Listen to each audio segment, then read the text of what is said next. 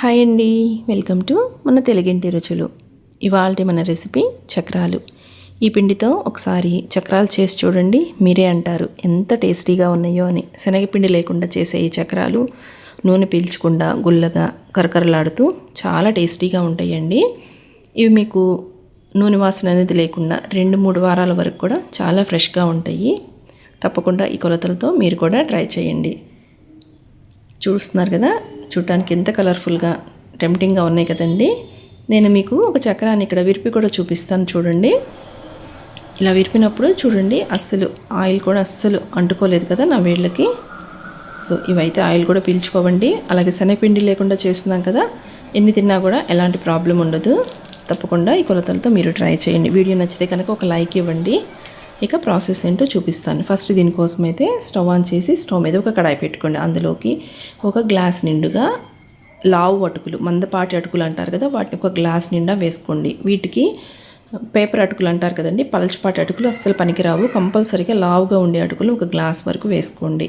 అదే గ్లాస్ తోటి ఒక అర గ్లాసు పుట్నాల పప్పు, వేపుడు శనగపప్పు అంటారు కదా, వాటిని ఒక అర గ్లాస్ వేశాను.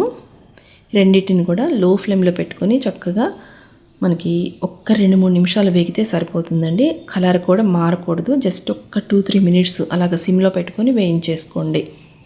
మీకు ఏమాత్రం కూడా ఎక్కువ వేగినా కూడా టేస్ట్ అనేది కంప్లీట్గా మారిపోతుంది, మాడు టేస్ట్ వచ్చేస్తుంది. సో ఒక్క 2-3 నిమిషాల పాటు జస్ట్ లైట్గా వేడయ్యి కొంచెం క్రిస్పీగా అనిపిస్తాయి, అలా అయితే సరిపోతుందండి. స్టవ్ ఆఫ్ చేసి వీటిని ఇలాగ ఒక వెడల్పాటి ప్లేట్లోకి వేసేసుకొని ఇలాగ స్ప్రెడ్ చేసుకోండి. ఇవైతే కంప్లీట్గా చల్లారిపోవాలండి. ఇలా కంప్లీట్గా చల్లారిపోయిన తర్వాత వీటిని ఒక మిక్సీ జార్ తీసుకొని అందులోకి ఈ అటుకులు పుట్నాలు మొత్తాన్ని కూడా వేసేసుకోండి. వేసేసుకొని చక్కగా మెత్తటి పౌడర్ అయ్యే విధంగా చక్కగా గ్రైండ్ చేసేసుకోండి. ఇలా గ్రైండ్ చేసుకున్న ఈ పిండిని ఒక వెడల్పాటి ప్లేట్లోకి ఇలాగ జల్లెడ పెట్టేసుకొని కంపల్సరిగా ఈ పిండిని అయితే జల్లించుకోవాలి. మీకు జల్లించుకునే ప్రాసెస్ అనేది అస్సలు స్కిప్ చేయొద్దండి. ఎప్పుడైనా ఇలాంటి పిండి వంటలు చేసేటప్పుడు పిండిని కంపల్సరీగా జల్లించుకోవాలి. ఇలా మనం జల్లించుకోగా లాస్ట్లో ఈ విధంగా కొంచెం రవ్వలాగా మిగిలిపోతుందండి.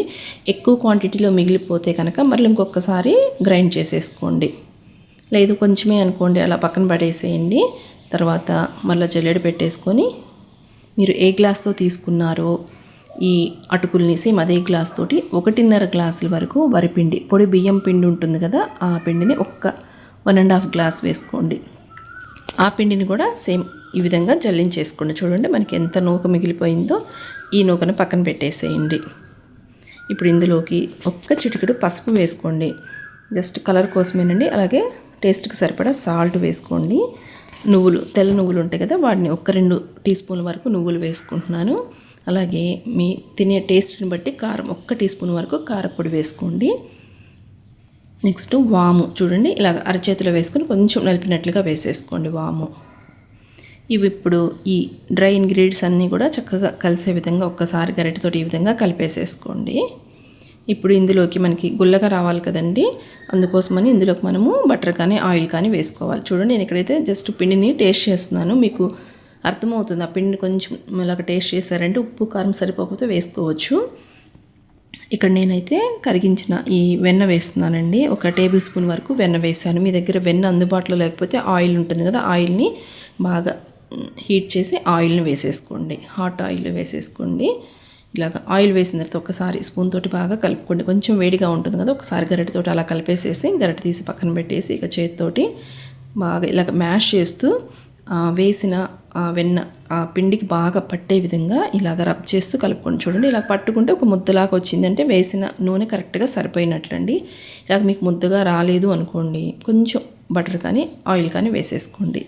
తర్వాత ఇందులోకి నార్మల్ వాటరేనండి, నార్మల్ వాటర్తోనే చక్కగా ఈ విధంగా పిండిని బాగా కలుపుకోవాలి. పిండి అయితే సాఫ్ట్గా ఉండాలండి. ఇందులో మనము అటుకుల పొడి వేసాం కదా, కొంచెం వాటర్ కంటెంట్ కూడా ఎక్కువ కలుస్తుంది ఇందులో. ఇలాగ పిండిని బాగా సాఫ్ట్గా కలుపుకున్న తర్వాత నేనైతే ఇందులోకి స్టార్ షేప్ ఉన్న ప్లేట్ పెట్టేసుకున్నాను జంతికల గొట్టంలోకి. ఇలా పిండిని తీసుకొని బాగా ఒక్కసారి బాగా నీట్ చేసేసుకోండి. పిండి కూడా ఇలాగ గొట్టంకి సరిపడా పిండి పెట్టేసుకోండి. అలాగే ఈలోపు స్టవ్ మీద ఆయిల్ కూడా పెట్టేసుకోండి. ఆయిల్ బాగా వేడవుతూ ఉంటుంది. మిగతా పిండి డ్రై అవ్వకుండా ఇలాగ ఒక క్లాత్ పెట్టేసుకోండి. ఇప్పుడు ఏదైనా ఒక పాలిథిన్ కవర్ కానీ ఆయిల్ ప్యాకెట్ కానీ తీసుకోండి. కొంచెం ఈ విధంగా ఆయిల్ అప్లై చేసుకోండి.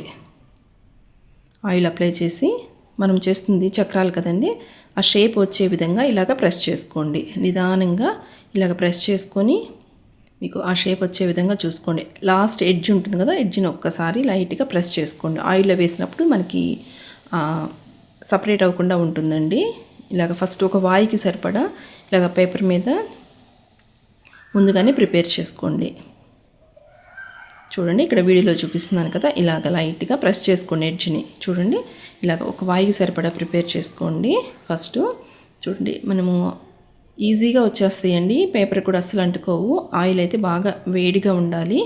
బాగా హీట్ అయిన తర్వాత అప్పుడు ఫ్లేమ్ని మీడియం టు హై ఫ్లేమ్లో పెట్టుకొని మనం తయారు చేసుకున్న ఈ చక్రాలని ఈ ఆయిల్కి సరిపడా మాత్రమే వేసుకోండి. ఒకదాని మీద ఒకటి అలా వేయొద్దండి. ఆయిల్కి సరిపడా ఈ విధంగా వేసేసుకొని బాగా ఫ్రై చేసుకోవాలి. ఇవి కొంచెం ఇలాగ ఫ్రై అయ్యే టైంలో రెండు వైపులా అటు ఇటు తిప్పుకుంటూ చక్కగా ఫ్రై చేసుకోండి. ఇవి వేయడానికైతే కొంచెం టైం పడుతుందండి, మందంగా ఉంటాయి కదా లావుగా. ఎప్పుడైతే మీకు ఆయిల్ ఉరక కొంచెం తగ్గుతుందో ఆ టైంలో ఇలాగ జాలి గరిటలోకి తీసేసుకొని చక్రాలని పక్కన పెట్టేసుకోండి. ఇవి వేగే టైంలోనే నెక్స్ట్ వాయికి సరిపడా పిండిని మీరు జంతికల గొట్టంలో పెట్టేసుకొని చక్కగా చక్రాల్లాగా ప్రిపేర్ చేసుకోండి. ఇంతేనండి, ఎంతో టేస్టీగా కరకరలాడుతూ ఉండే చక్రాలు అయితే రెడీ అయిపోయినాయి. తప్పకుండా మీరు ట్రై చేయండి. వీడియో నచ్చితే కనుక ఒక లైక్ ఇవ్వండి. ఛానల్ని కొత్తగా చూస్తున్నారు, ప్లీజ్ సబ్స్క్రైబ్ చేయండి. Thank you.